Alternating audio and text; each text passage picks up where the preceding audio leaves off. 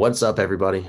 It's Tyler here, and I'm joined by a really great guest. She's got 5 songs out in 2022, and I hope a lot more coming soon. Kailey Nicole joins me. Kailey, what's going on? Hey, not much. Just working on some new music.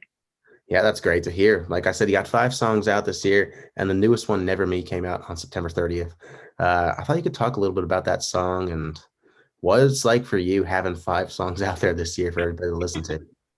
Uh, it's been fun. I think in this day and age of TikTok and kind of being an independent artist, there's a great ability to post really frequently and keep updated of what we're working on. And it's been really fun to kind of try new things, try new sounds, and see what sticks and what people like and what people don't. That's been really fun. Never Me was, I actually almost didn't put Never Me out this year. And I was meeting with my producer, Zach Mono, who produced it, and we were working on something else.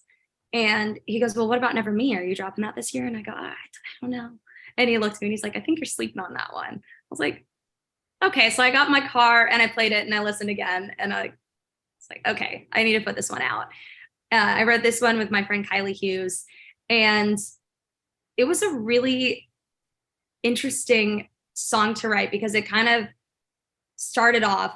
I had just gotten out of a relationship, and a couple months after he broke up with me, he looked like he was about to marry the girl after me, which I think is just always such a weird, confusing feeling when somebody breaks up with you and then they're basically married right after. Oh, It's like, God. Yeah. and that was probably, to be honest with you, the second time that it happened to me. So Wow. I know it kind of started out with me making a joke to my friend Kylie that I felt like some cursed good luck charm for everybody else. That what's that movie? There's some movie where that happens, and I said I feel like I'm all these guys' good luck charm. Like I'll just date Kailey for a second, and you'll get married right after. Don't worry. And then we just kind of started talking, and we started talking about all these kind of other fears around dating, and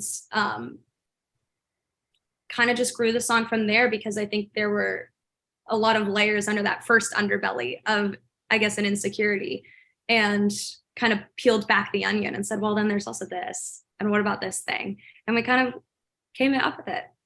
Hey, there's another song you got out too called Second Fiddle that's very similar to that. And I hear your songs, and it's interesting to me that you're from California because I know how unpopular country music has become over the years in California, but they do have things like Stagecoach and stuff like that and the Mm-hmm. Bakersfield scene. Uh, Yeah. what's it like for you being from the West Coast and having this traditional country sound in modern music? You know, it's been interesting. And it's been hard and challenging, to be honest with you, because it is different and it's not quite where certain things are at right now, but it's what's true to me and it's what I love writing. And I think it's fun. But I was raised around traditional country music. My whole family's from Kentucky, and my grandma actually used to sing country music at bars and nightclubs when I was little. So I grew up with her and I grew up hearing that stuff just on the West Coast. And I think you'd actually be surprised about California when you step out of LA. It's pretty country. Like That's true. I was at a line dancing hall every Friday and Saturday night. Like it's there's a lot more country music in California. I think people, when they think of California, they think of Los Angeles and they think of San Fran, where maybe people aren't listening to as much country music, but Oh, that's for it's a sure. big state. It's a big state. So, do you have like a list of your favorite spots to see a country show or something back home? I do. I do have a handful. What would they I be? haven't been in a long time. Oh my goodness. It's been a minute, but Borderline Bar and Grill was always a great time. There's a few like down south. I did Stagecoach quite often. Had some times at Stagecoach. Yeah. That's cool. I've never been to Stagecoach. I always wanted to go. It's fun. I mean, it's a long weekend, as most festivals are, and you're pretty tired when you come home, as you should be, but it's fun. Hey, it's always a good thing. I think when you stay busy, it's the best thing, and you have Yeah, the most fun when you're doing a lot of yes, stuff. Uh, definitely. I don't know. The Stagecoach is out in the middle of the desert too, right? Oh, yes, out smack in the middle of the desert, and it is hot. So it's the true wild wild west. Exactly, You ever exactly. seen a tumbleweed going around there? Actually, yes, which it feels so cliche when you watch it because you're like, is this actually happening right now? I thought this only happened in movies, but they really do. They do. Oh no. Now that you mention that, it kind of feels like if you know that like Western movie sound, it's like "Da-na-na-na." Oh, It's yes. the whistle. Now I Yeah. understand that in my head. That's it. It feels exactly like that. Oh, now I gotta go there. I Yeah. gotta experience that. You're ready. You're ready for Stagecoach. Just be prepared for tumbleweeds and a lot of dirt. Like you will come home. I thought I got a tan one day. I was like, oh my gosh, you guys, I look so tan. And then I got in the shower and was like, oh, that's all dirt all Hey, over I'm the made for that. My page is called Dirt Rich Country, so Yeah, exactly. So you just perfect. be ready. I can't wait. And now you grew up on some real old school country. And for those of you guys out there watching this that don't know Kailey's music, she is countryer than country can be. Country music. And I know your Instagram bio at the moment says a little bit country, and I'm totally not true. It's a hell of a lot country. It Uh, is a lot of country. It is. so you grew up on artists like Patsy Cline, Connie Francis, and Johnny Cash, Yeah. Elvis Presley. How have those artists? Well, first off, how did you start listening to those artists? And second, how have they influenced the artists that you want to be? That is definitely all credit to my grandma. She picked me up from school a lot of days, and I'd get in the car and she'd have Johnny Cash on or Elvis on and be listening to that. I mean, I lived in Vegas till I was about 13. So I got to listen to Elvis in Vegas. Anything else would be very wrong. So I grew up around her, and she, as I said, she also sang a lot of country music. So I'd kind of hang with her at her place, and she'd just be walking around singing like, I go walking after midnight. And that's what I grew up around. That's what I heard all the time in the house, was her just humming those kinds of songs. So when I sat down, I was doing a lot of musical theater. And when I first sat down at around 13 or so to write a song, it just was very natural. That was kind of just where my influence went, because other than musical theater and maybe like Hilary Duff and a few people of that nature, that's all I had really heard Mhm. was Elvis, Patsy, Connie Francis, Johnny Cash, all that sort of stuff was mostly what I had been listening to. So it felt very natural. And, now today, of course, I've listened to many other people. And I think that's where kind of the influences tuck in and tuck out. And what I'm working on now and have been working on the past year is kind of finding that happy little blend where old school can meet new school and feel really familiar and kind of nostalgic because it's the old school stuff, but also really fresh and new and can kind of fit in with what's happening with country music right now too. Hey, I know a lot of the fans want to hear the old country stuff make a comeback, and you're playing. I would love it if it did. Me too, and I know you're playing a big part in that. Um, so, as for you as an artist, your hope, I think you're going to be around for a long time, just based on the few songs that I've heard from you.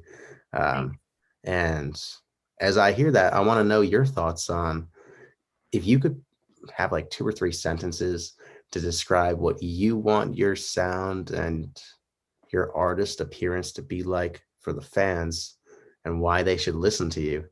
How would you describe yourself Oh my as goodness. like a selling point? Oh, is this my like 10-second elevator pitch? Yeah. um, there's kind of two things that come to my mind, because in many ways I want my music to kind of feel like home when people listen to it. I want them to feel very comforted and comfortable. But then songs you're talking about, like Second Fiddle, I want them to have fun. I love like playing live shows and having a lot of fun with the audience. And that's something that Second Fiddle reminds me of. So kind of those two things where you can kind of just sit down and relax and just hear some music and chill, but also just have a great time with this other side of stuff. Hey, I mean, I'm all for songs like Second Fiddle because Good. I honestly, and call me stupid if I'm wrong, but I don't think I've ever heard the word humdinger in a song.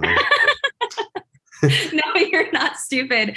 That was like, I was writing that song with Michael and Nittany, and we were trying to rhyme something, and Nittany goes, well, humdinger. And I go, I mean, I'm a college educated woman. I go, what is that? Like, Yeah. what does that mean? And she's like, and he's like, you're cool. And I was like, I love it. Put it in. And that's something I love to do too, is kind of I always love finding, I guess maybe the random word would be a Yeah. good way to put it when I'm writing a song or rhyming. I love finding the word that you're like, oh, what an odd word to use there, but okay, I like it. Like, And so when she said humdinger, I was like, I'm all in for that. hey, I mean, you got cool phrases too, kind of like winner, winner, chicken dinner. I mean, That was another one. I was like, I mean, we could say winner, winner, chicken dinner. I Here we think are. it's a great song. And before we go, Thank you. do you have plans of new music before the end of the year or early 2023? And if you I do, do. since you got 5 songs out already this year, do you have plans on an EP or album for 2023?